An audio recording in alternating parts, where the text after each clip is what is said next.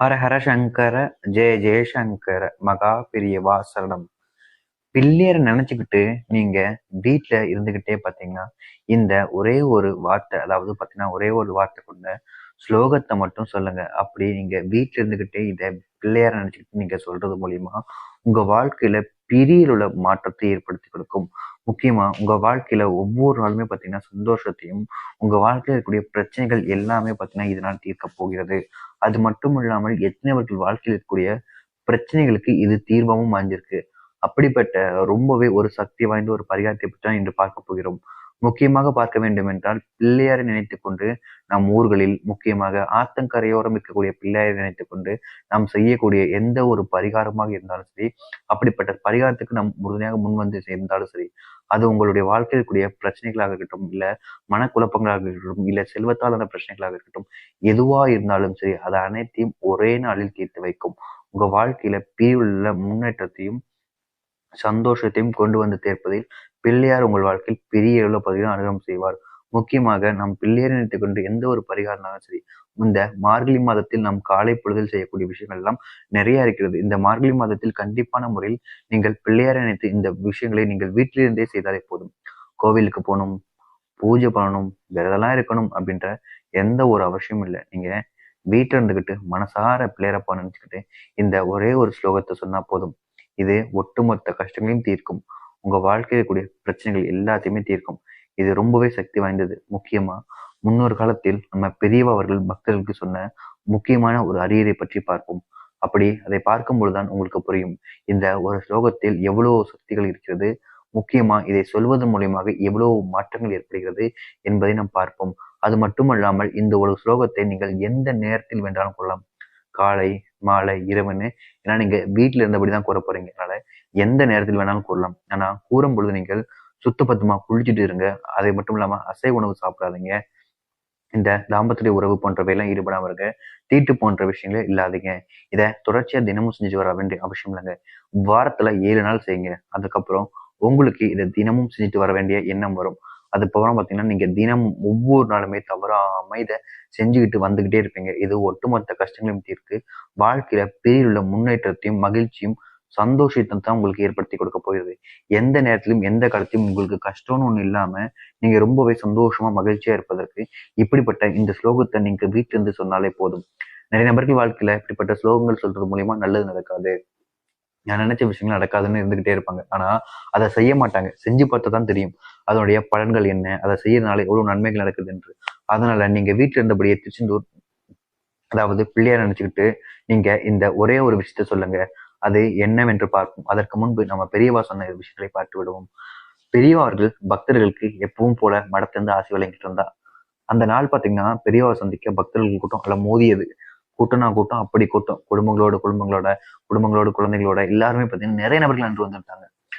பெரியவார்களுக்கு எல்லாருக்குமே நீங்க ஆசி கொடுத்துட்டு தான் போகணுன்ற எண்ணம் இருக்கு. அப்படியே ஒவ்வொரு நாளுக்கா பெரியவா ஆசி கொடுத்து வந்துட்டே இருக்கா. போக போக பெரியவர்களுக்கு ஒரு மாதிரி ஆகுது மனசு, அப்படியே உடம்பு ஒரு மாதிரி இதாகுது. அப்புறம் ஒரே ஒரு சின்ன டம்ளர்ல தண்ணி குடிச்சிட்டா. தண்ணி குடிச்சதுக்கு அப்புறம் கொஞ்சம் தெளிவாயிட்டு பெரியவா மறுபடியும் மக்களுக்கு கேள்விகள் கேட்டு அவங்களுக்கு என்ன வேணுமோ சொல்லிக்கிட்டே இருந்தா. அப்போ ஒரு குடும்பத்தோடு வந்த குடும்பம், அதாவது பாத்தீங்கன்னா 2 குழந்தைகள், ஒரு தாய், மனைவி, அதாவது மனைவி, தந்தை 2 நபர்கள், அதை அடுத்து அவர்களுடைய தாத்தாக்கள் என்று 6 நபர்கள் மொத்தமா வந்திருந்தாங்க. தாத்தா, பாட்டி, அவங்களோட அப்பா, அம்மா, 2 குழந்தைங்க அப்படின்ற மாதிரி 6 நபர்கள் வந்திருந்தாங்க. அந்த 6 நபர்களும் நம்ம பெரியவா பார்த்து சொல்றா, பெரியவா, அதாவது அந்த வயதானவர் மூத்தவர் சொல்றா, பெரியவா, உங்களோட தீவிர பக்தன் தான். உங்களோட விஷயங்கள்ல எனக்கு நிறைய பிடிக்கும். காஞ்சி மகனை பார்க்கணும்னா நான் கண்டிப்பா வரணும்னு எனக்கு ரொம்ப ஆசை.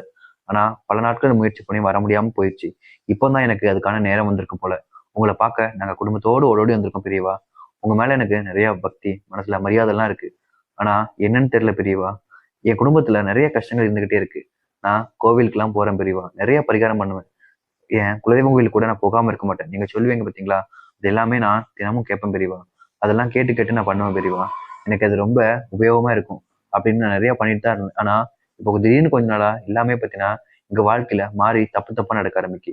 எந்த ஒரு நல்லதுமே இல்லாம எல்லாமே கெட்டது கெட்டதான் நடக்குது. பிரச்சனைக்கு மேல பிரச்சனை எங்க குடும்பத்துக்குள்ள வந்துகிட்டே இருக்கு. இதுல இருந்து எனக்கு எப்படி வரணும்னு தெரியல. என் குழந்தைகளோடையும் அவங்களோட குழந்தைங்களோடையும் வாழ்க்கையும் பாதிக்கப்படுது.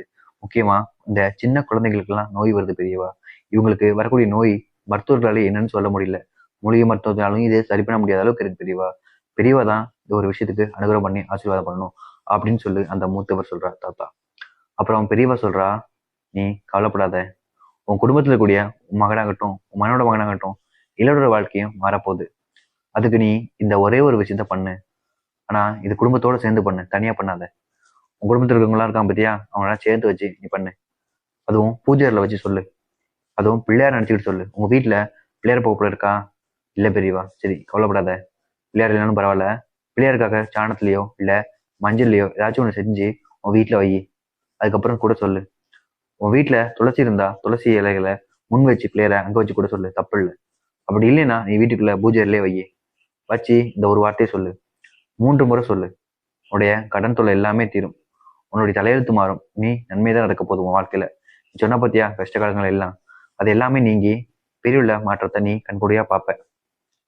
எல்லா கஷ்டங்களையும் தீர்ந்து நன்மை நடக்கும். அதனால நீ தைரியமுடனும் நம்பிக்கையுடனும் இதை சொல்லாலே போதும். நீ பயப்படாத. நீ பயப்பட பயப்பட எல்லா கஷ்டமும் உன்னை தேடிதான் வந்துகிட்டு இருக்கும். நீ தைரியமா சொல்லிட்டு வரணும். எது வந்தாலும் பார்த்துக்கலாம், தைரியமா இருப்பேன் அப்படின்னு சொல்லி பிள்ளையார் நினைச்சுக்கிட்டு நீ வீட்டுல இருந்தபடியே அந்த ஸ்லோகத்தை சொல்லு. 3 முறை சொல்லு. குளிச்சுட்டு சுத்தபத்தமா சொல்லு அப்படின்னு பெரியவா சொல்றா. அந்த ஸ்லோகம் என்னவென்று நாம் பார்ப்போம். முக்கியமா இந்த ஸ்லோகத்தை நீங்களும் குளிச்சுட்டு வீட்டுல சுத்தபத்தமா இருக்கும்போது சொல்லுங்க. நீங்க ஒரு நாளைக்கு எத்தனை முறை வேணாலும் சொல்லலாம். மனம் குறையாம 3 முறை குறையாம சொல்லிட்டு வாங்க. அப்படி நீங்க 3 முறைக்கு குறையாம சொல்லும் பொழுதுதான் உங்க வாழ்க்கையில இருக்கக்கூடிய எண்ணற்ற பிரச்சனைகள் மாற்றங்கள்ல இது உங்களுக்கு உறுதுணையாக இருக்கும். அதனால நீங்க நம்பிக்கையுடனும் தைரியமுடனும் சொல்லிட்டு வந்தாலே போதும். இது உங்களுடைய கஷ்டங்களையும் பிரச்சனையும் தீர்த்து வைக்கும். அப்பேற்பட்ட சக்தி வாய்ந்த ஒரு ஸ்லோகம் இதுதாங்க. நீங்க இதை சொல்லிட்டு வாங்க, தினமும் சொல்லிட்டு வாங்க, உங்க வாழ்க்கை மாற போயிட்டு. அப்படிப்பட்ட ஸ்லோகத்தை பார்ப்பதற்கு முன்பு நம்முடைய சேனலுக்கு நீங்கள் ஒரு புதிய போர்வை இருப்பின் சேனலை மறக்காம சப்ஸ்கிரைப் பண்ணிக்கோங்க. பக்கத்துல கூடிய பெல் ஐக்கனை கிளிக் பண்ணிக்கோங்க. அப்பதான் நம்ம போடக்கூடிய எந்த ஒரு தகவலாக இருந்தாலும் உங்களுக்கு நோட்டிபிகேஷனா உடனே கொண்டே வந்து கொண்டு இருக்கும். அண்ட் அது உங்களுக்கு நிறைய பயனுள்ளதாகவும் இருக்கும். அப்பேற்பட்ட ஸ்லோகம் என்ன தெரியுமாங்க? ஓம் கம் கணபதியே நமக. ஓம் கம் கணபதியே நமக. ஓம் கம் கணபதியே நமக.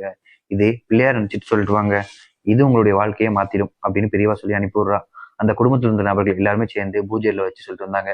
பிள்ளையார அப்படியே மஞ்சள்ல செஞ்சு வச்சு அது உங்களுடைய வாழ்க்கையில பிரிவுள்ள மாற்றத்தையும், முக்கியமா அவங்களுக்கு இருந்த கடன் தொல்லைகள் பிரச்சனைகள் எல்லாமே தலையெழுத்து மாத்தி போட்டுச்சு. கொஞ்ச நாளா அவங்க வாழ்க்கையில் இருக்கக்கூடிய கஷ்டங்கள் பிரச்சனைகள்னு எல்லாமே மாறி நன்மைகள் நடக்க ஆரம்பிச்சு. அதனால உங்களுடைய வாழ்க்கையில கூடிய பிரச்சனைகள் தீரணும், உங்க கஷ்டங்கள்லாம் நீங்களும் கடன் தொல்லை எல்லாம் நீங்களும்னா நீங்களும் தைரியமா உங்களுடைய வீட்டுல குடும்பத்தோடு சேர்ந்து பிள்ளையார் நினைச்சிட்டு இதை சொல்லிட்டு வாங்க. நம்பிக்கையோட சொல்லிட்டு வாங்க, நல்லதே நடக்கும். ஹர ஹர சங்கர, ஜெய ஜெய சங்கர. நன்றி, வணக்கம்.